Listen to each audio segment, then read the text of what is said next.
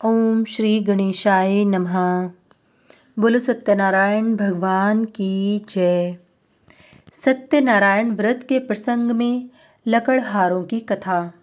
सूत जी बोले, ऋषियों, अब इस संबंध में सत्यनारायण व्रत के आचरण से कृतकृत्य हुए भिल्लों की कथा सुने। एक समय की बात है, कुछ निषाद गण वन से लकड़ियां काटकर नगर में लाकर बेचा करते थे। उनमें से कुछ निषाद काशीपुरी में लकड़ी बेचने आए। उन्हीं में से एक बहुत प्यासा लकड़हारा विष्णुदास शतानंद के आश्रम में गया। वहां उसने जल पिया और देखा कि ब्राह्मण लोग भगवान की पूजा कर रहे हैं। भिक्षुक शतानंद का वैभव देखकर वह चकित हो गया और सोचने लगा कि इतने दरिद्र ब्राह्मण के पास यह अपार वैभव कहाँ से आ गया। इसे तो आज तक मैंने अकिंचन ही देखा था, आज यह इतना महान धनी कैसे हो गया। इस पर उसने पूछा, महाराज, आपको यह ऐश्वर्य कैसे प्राप्त हुआ और आपको निर्धनता से मुक्ति कैसे मिली, यह बताने का कष्ट करें, मैं सुनना चाहता हूँ। शतानंद ने कहा, भाई, यह सब सत्यनारायण की आराधना का फल है। उनकी आराधना से क्या नहीं होता। भगवान सत्यनारायण की अनुकंपा के बिना किंचित भी सुख प्राप्त नहीं होता। निषाद ने उनसे पूछा, महाराज, सत्यनारायण भगवान का क्या महात्म्य है, इस व्रत की विधि क्या है, आप उनकी पूजा के सभी उपचारों का वर्णन करें, क्योंकि उपकार परायण संत महात्मा अपने हृदय में सबके लिए समान भाव रखते हैं, किसी से कोई कल्याणकारी बात नहीं छिपाते। शतानंद बोले, एक समय की बात है, केदार क्षेत्र के मणिपूरक नगर में रहने वाले राजा चंद्रचूड़ मेरे आश्रम में आए और उन्होंने मुझसे भगवान सत्यनारायण व्रत कथा के विधान को पूछा। हे निषाद पुत्र, इस पर मैंने जो उन्हें बताया था उसे तुम सुनो। सकाम भाव से अथवा निष्काम भाव से किसी भी प्रकार भगवान की पूजा का मन में संकल्प कर उनकी पूजा करनी चाहिए। सवासेर गौधूम के चूर्ण को मधु तथा सुगंधित घृत से सुसंस्कृत कर नैवेद्य के रूप में भगवान को अर्पण करना चाहिए। भगवान सत्यनारायण शालग्राम को पंचामृत से स्नान कराकर चंदन आदि उपचारों से उनकी पूजा करनी चाहिए।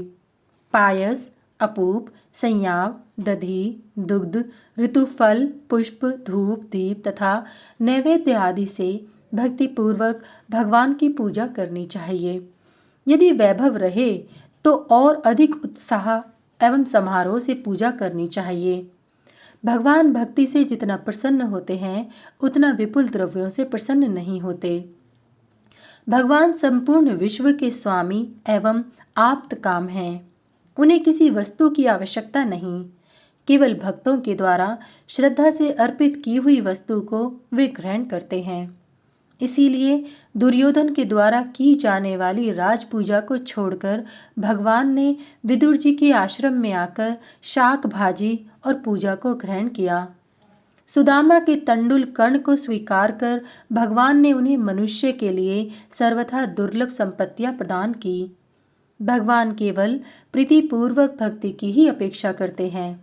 गोप, घृत, वणिक, व्याध, हनुमान, विभीषण के अतिरिक्त अन्य वेतासुर आदि दैत्य भी नारायण के सानिध्य को प्राप्त कर उनके अनुग्रह से आज भी आनंद पूर्वक रह रहे हैं।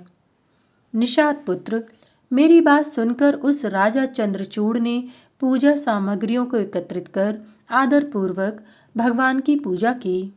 फलस्वरूप वे अपना नष्ट हुआ द्रव्य प्राप्त कर आज भी आनंदित हो रहे हैं। इसलिए तुम भी भक्ति से सत्यनारायण की उपासना करो। इससे तुम इस लोक में सुख को प्राप्त कर अंत में भगवान विष्णु का सानिध्य प्राप्त करोगे। यह सुनकर वह निषाद कृतकृत्य हो गया। विप्रश्रेष्ठ, शतानंद को प्रणाम कर अपने घर जाकर उसने अपने साथियों को भी हरि सेवा का महात्म्य बताया। उन सब ने भी प्रसन्नचित्त हो श्रद्धा पूर्वक यह प्रतिज्ञा की कि आज काष्ठ को बेचकर हम लोगों को जितना धन प्राप्त होगा उससे अपने सभी बंधु बांधवों के साथ श्रद्धा एवं विधि पूर्वक हम सत्यनारायण की पूजा करेंगे। उस दिन उन्हें काष्ठ बेचने से पहले की अपेक्षा चौगुना धन मिला।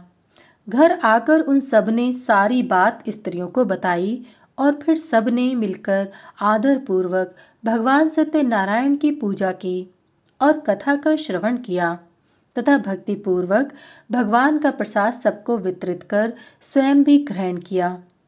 पूजा के प्रभाव से पुत्र पत्नी आदि से समन्वित निषाद गणों ने पृथ्वी पर द्रव्य और श्रेष्ठ ज्ञान दृष्टि को प्राप्त किया।